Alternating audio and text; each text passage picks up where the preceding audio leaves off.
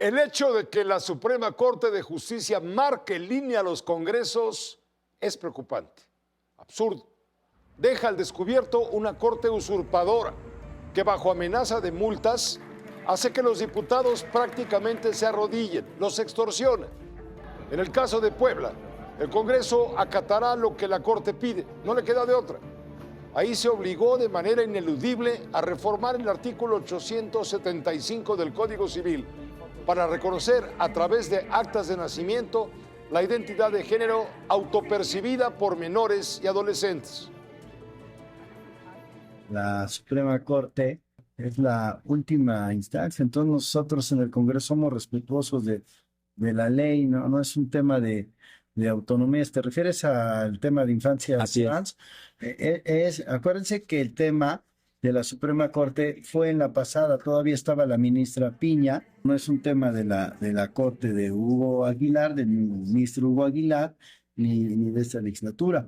Pero como somos respetuosos de la ley, vamos a dar cumplimiento a la ley. Siempre. A todas las observaciones. Sí, claro, no es un tema de autonomía, es un tema de legalidad que debemos cumplir. En el debate sobre las infancias trans en Puebla, hay legisladores que reconocen la obligación legal de responder, pero también cuestionan el alcance de la decisión que ha tomado la Suprema Corte. Permítame un contacto con el presidente de la mesa directiva del Congreso del Estado de Puebla, el diputado Marcos Castro Martínez, quien ha mantenido una postura institucional frente a los plazos impuestos por la Suprema Corte de Justicia. Diputado, muchas gracias. Buenas noches. Buenas noches, estimado Pepe.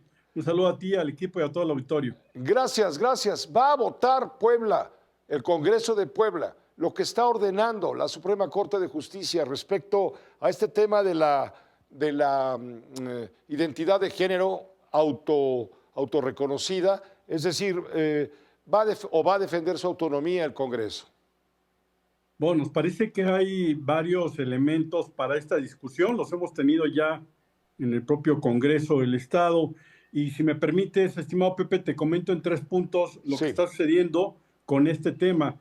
Primero, efectivamente, como presidente de la mesa directiva, un servidor tiene la obligación de llevar a cabo el proceso de manera muy clara, transparente y cumpliendo con los plazos establecidos. Y por supuesto, en estas notificaciones que nos ha hecho la Corte, la hemos turnado de manera formal. En este caso, un servidor no es quien dictamina, es la propia comisión encargada del tema. Y por supuesto, el segundo punto que me parece que es fundamental, como lo has comentado ya, Pepe, nosotros, tu servidor, además de ser el presidente de la mesa directiva, es también el coordinador del grupo legislativo del PAN. Nosotros, en términos muy claros, lo hemos dicho desde el principio, votaremos en contra porque no estamos de acuerdo no solamente en el procedimiento que la Corte está siguiendo, sino en el fundamento y en el fondo de esta decisión. Y no importa si les imponen una multa, ayer dábamos la cifra y era estratosférica. Claro, de hecho lo hemos dicho incluso de manera formal, que nosotros en términos generales votaremos en contra como grupo legislativo. Lo que me parece que también es importante insistir, y lo has comentado ya, y los expertos que has comentado al principio, pues lo que nosotros vemos es un exceso de la Corte. Lo hemos dicho de manera inicial, que la Corte no puede ir en contra de la soberanía de cada uno de los estados, no puede ir en contra de uno de los poderes, que finalmente para eso existe el equilibrio de poderes en el país, en la Constitución. Nos parece que la Corte se está excediendo, está yendo más allá con una justificación que nos parece que no tiene fundamento el tema de cómo lo han manejado, y ya está sucediendo en varios estados. Bueno, sucedió en Jalisco, y por supuesto en el caso de Puebla, nosotros también estamos haciendo política, hemos hablado con diferentes actores políticos del propio Congreso, y lo que hemos hecho ver es que no podemos dejar que la Corte incida de esta forma y que además nos diga que no hay libertad configurativa, que eso es algo muy grave. Y entonces lo que estamos viendo hoy en día es una Corte legislando. Y yo diría, ¿cuál es la razón de ser de los diputados en el Congreso del Estado? Claro, si fueron electos. Eso equivale a un golpe de Estado, técnicamente. Por supuesto, y hoy en día que el tema de la soberanía es un tema que ha subido y bajado, yo diría, están atentando contra la soberanía de los congresos locales, y nos parece que no puede ser la Corte el gran legislador. y parte de lo que hemos estado diciendo es, no solamente por esta convicción que tenemos en Acción Nacional, sino porque además es importante que podamos hacerle ver a los ciudadanos que tenemos una presión excesiva de la Corte. Y diríamos, si la Corte sigue en esta ruta de querer legislar, pues entonces estamos metidos en un brete. La propia Corte tiene claridad en este tema. Me parece que hoy la gran reflexión tiene que ser, la Corte no puede ir más allá de sus facultades constitucionales y no puede tampoco meterse a legislar en cada uno de los estados. Me parece que esta es una gran reflexión de lo que está pasando, no solamente en los términos de ley, en la división de poderes, sino en todo el país, y me parece que aquí el ciudadano tiene un peso muy importante. Voy a hacer solamente un comentario que me parece que es de amplia reflexión. Hoy el Congreso del Estado de Puebla tiene más de 20,000 firmas de diferentes ciudadanos que han ido a entregar estas firmas a diferentes organizaciones para pedirnos a los diputados que no aceptemos esta decisión. Y me parece que eso es fundamental. No puede ser que no hay ministros definan o puedan estar en esta lógica de decir no tienes libertad configurativa y por lo tanto tienes que acatar mi decisión. Tiene que haber una reflexión seria, un ejercicio pleno en todo el país y sobre todo la escucha de los ciudadanos. Diputado, ¿es posible que la Corte esté arrodillada ante Palacio Nacional para actuar de esta manera con aquellos que siguen una línea diferente a lo que es la política de Estado? Bueno, nosotros incluso lo que hemos dicho es, hoy la Corte tiene la gran posibilidad de decir, porque además acuérdense que en la parte política la Corte no estuvo de acuerdo con la Corte anterior y se dijo que era lo peor que le pudo haber pasado al país. Sí. Hoy la nueva Corte tiene la posibilidad de poder enmendar este tipo de decisiones y por supuesto es muy grave. Digo, vimos al presidente de la Corte en el evento de la 4T con la presidenta Claudia Sheinbaum. Nos parece que este tipo de mensajes y luego este tipo de definiciones no pueden seguir y hoy tiene la Corte la gran posibilidad de decirse que es una Corte del pueblo, escuchando al pueblo, y me parece que eso es fundamental. Pero el pueblo lo escucha a través de Palacio Nacional. Por lo menos es lo que estamos leyendo. Diputado, muchas gracias y buenas noches.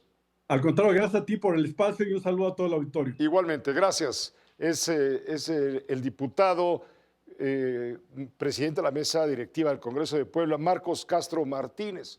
Pues sí, la discusión por el papel que está siguiendo la Suprema Corte de Justicia, también pues debemos tomar en cuenta lo que dijo el presidente de la Junta de Coordinación Política de y líder de Morena en la Cámara de Diputados, hablo de Ricardo Monreal.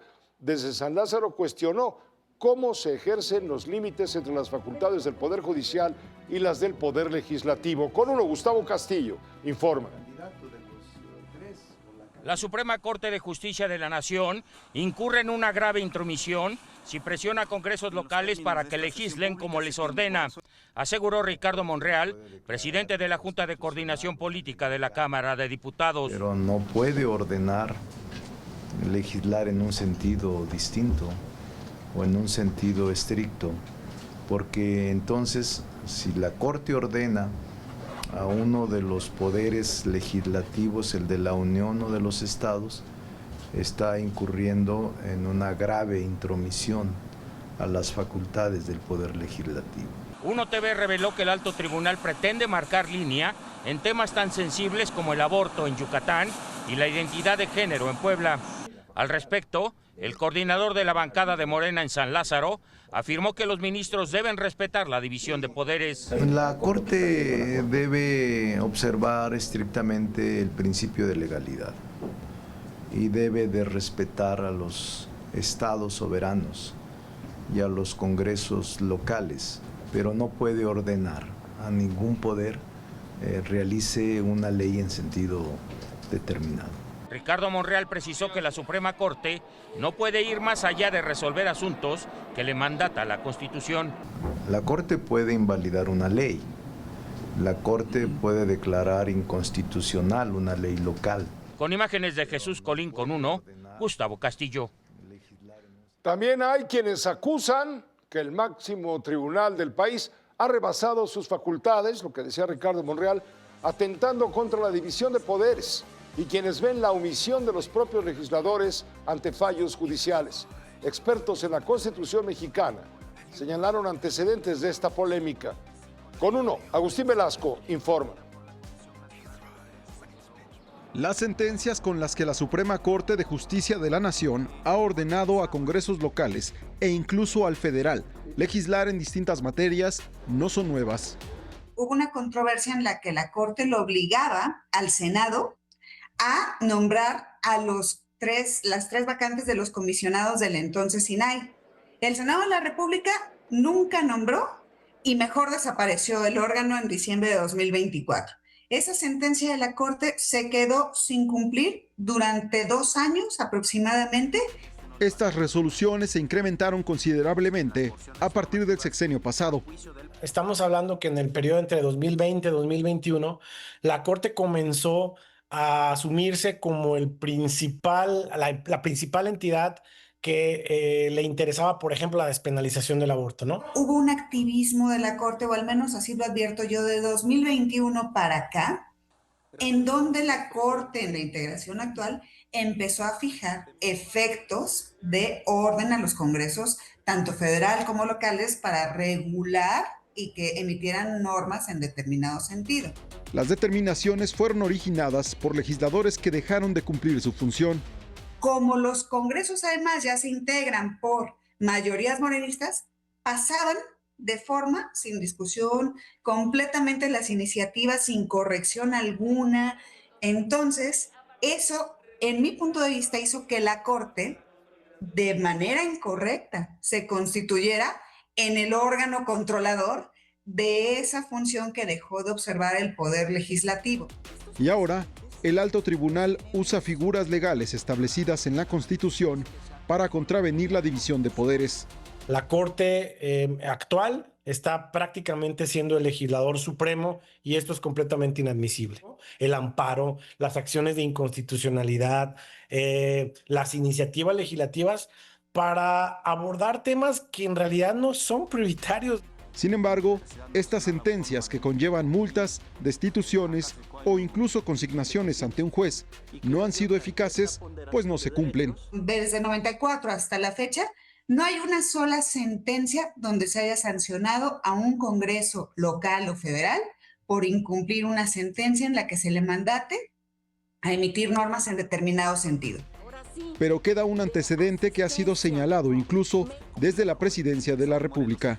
Más bien el tema de fondo es que la Corte se asuma como un superpoder, ¿no? Con un poder supremo en donde está violando división de poderes, federalismo, la autonomía legislativa que tienen los estados. Tan solo en este año, la Presidenta de la República, Agustín, ha hecho 2 menciones en la mañanera de manera clara y muy respetuosa como es la Presidenta, pero de manera muy clara diciendo la Corte no legisla. Si la Corte se extralimita en sus funciones constitucionales, es porque los poderes están dejando de cumplir sus funciones. Yo creo que sí, la Corte se extralimita. Estamos teniendo órganos, tanto legislativos como jurisdiccionales, que no están cumpliendo sus funciones. Con uno, Agustín Velasco. A favor. Cuando una ley infringe la Constitución o cuando un Congreso deja de legislar temas obligatorios, la Corte puede intervenir.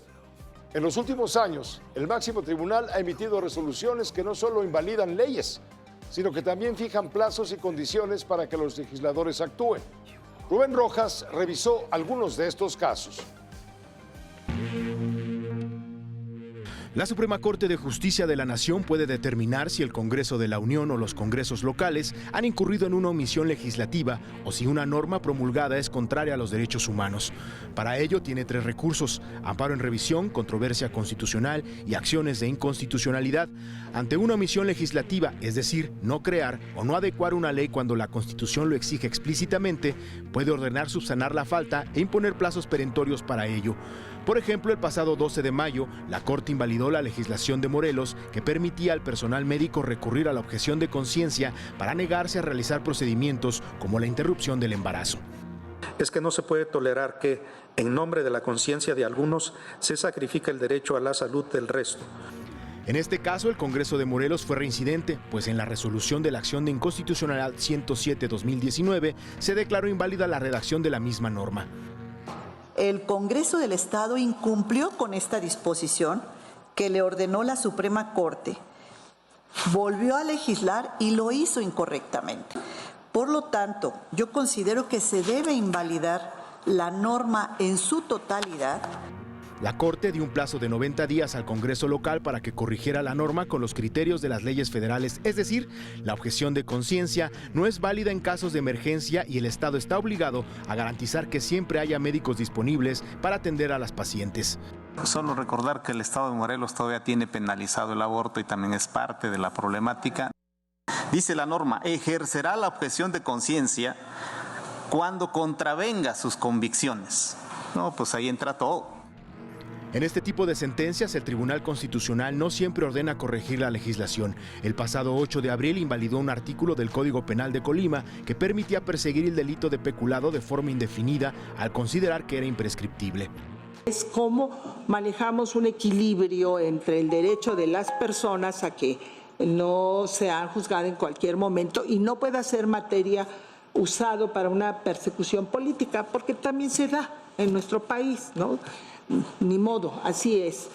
Pero tampoco que queden impunes esos delitos. Una mayoría de 6 ministros votó por invalidar la norma, pero al tratarse de la resolución de un amparo en revisión, el expediente regresó a tribunales.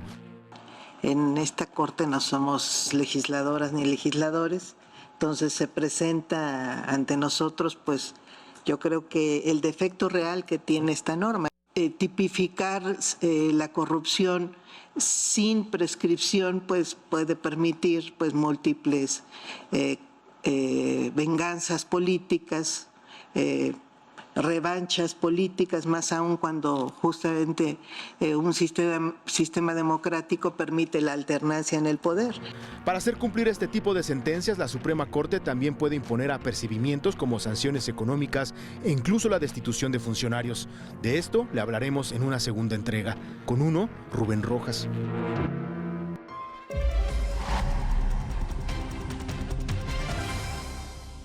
Vámonos a fondo con esto. Yo le pregunto primero, ¿hasta dónde llega el poder de la Suprema Corte de Justicia cuando pretende multar a diputados de Puebla y Yucatán, quienes no votan como lo ordena la Corte, que a su vez obedece lo que dicta Palacio? En Puebla, a favor de la identidad de género, y en Yucatán, a favor de la despenalización del aborto hasta las 12 semanas de gestación. La Corte no solicita, extorsiona y, lo más grave, transgrede la Constitución, que busca usurpar atribuciones del Poder Legislativo para obedecer los dictados de Palacio. Con uno, el juicio de amparo, juicio de María Amparo Casar. Buenas noches, María Amparo, ¿cómo te va? Adelante. Muy buenas noches, Pepe, y felicidades a Rubén Rojas por este gran reportaje, muy claro, muy conciso, y nos señala claramente en dónde está actuando la Corte más allá de sus facultades, Pepe. Aquí hay una violación clarísima a la separación de poderes. La separación de poderes formal, la que dicta la Constitución, y bueno, ya sabemos que la separación de poderes real pues ya no existe hace tiempo, tienen 2/3 del Poder Legislativo, pusieron ellos a sus ministros del acordeón y el Ejecutivo pues lo tiene la presidenta Claudia Sheinbaum, que lo ganó legítimamente y con una gran mayoría. Violan también la soberanía de los estados. Se nos olvida porque pues siempre hemos sido un país, aunque en el papel somos federalistas, siempre hemos sido un país pues muy centralista. Pero lo que estamos oyendo ahorita de la Corte, Pepe, ya te lo he dicho muchas veces en este programa, que creí yo que no me podía volver a sorprender, pero sí me vuelvo a sorprender. La Corte no se puede meter en lo que hacen los estados, en lo que legislan los estados, salvo en 2 casos. El primero es que pues, se pase una ley que contravenga la Constitución política de los Estados Unidos mexicanos, ¿no? Por eso se dice que son soberanos dentro del marco de la Constitución General, de la Constitución de México. Y el segundo es, pues, hace tiempo se introdujo en México, hace más de 2 décadas, las famosas leyes generales, Pepe. Las leyes generales son esas normas que emite el Congreso de la Unión, o sea, el Poder Legislativo Federal, ¿sí?, que distribuyen competencias entre los 3 niveles de gobierno, el federal, estatal y el municipal, en esas materias que llamamos concurrentes, o sea, que pertenecen a los estados, a los municipios y a la federación. Y lo que hacen esas leyes que se llaman generales, hay leyes ordinarias, que son las que revisamos todo el tiempo aquí contigo, luego hay leyes generales y luego hay reformas constitucionales. Las leyes generales, Pepe, lo que hacen es establecer una base o un piso mínimo, digamos, obligatorio para todo el país, y ya después permite al Estado legislar sobre estos mismos temas sin que contradigan lo que dice la ley general. ¿Qué me refiero a la ley general? Pero dejando a los estados que decidan, que sus congresos soberanos decidan esa ley general adaptándola. Se entiende muy bien. Lo que no se entiende es por qué la Corte insiste en meter su cuchara con decisiones más allá de los temas, que es en este momento lo menos importante, meter su cuchara obedeciendo una instrucción superior, si es que cabe la palabra superior, de parte de Palacio. De parte de Palacio y con una sanción asociada. Cuando yo te hablo de ley general, que me parece muy bien que las haya en México, es, por ejemplo, la Ley General de Salud, que todo mundo conocemos, ¿no?, porque nos afecta a todos los ciudadanos. Bueno, pues regula los servicios de salud y la protección sanitaria en cada entidad federativa, pero dada esta ley, cada estado ve cómo legisla sin contradecir la Ley General de Salud, la Ley General de Educación o la Ley de Transparencia.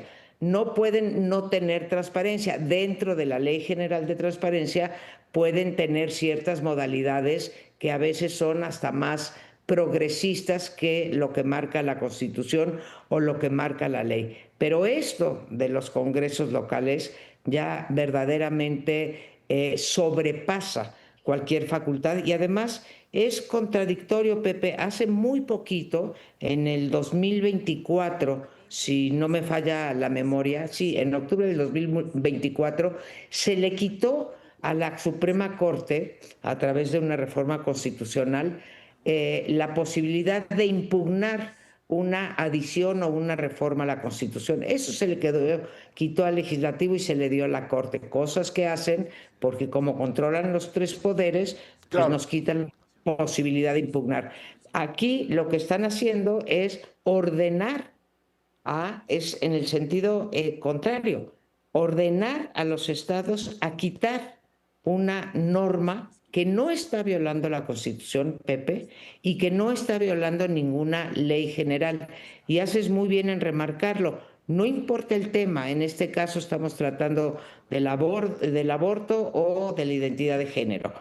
Pero ahí con eso empezamos y después que la Corte decida que se hace en cada estado sin que tú tengas ninguna posibilidad, porque recordemos que la Corte tiene la última palabra, pero con su pan se la coman, Pepe, porque eso hicieron con una integración de la Corte por voto popular, sin pasar por filtros mínimos, ¿sí?, de trayectoria judicial.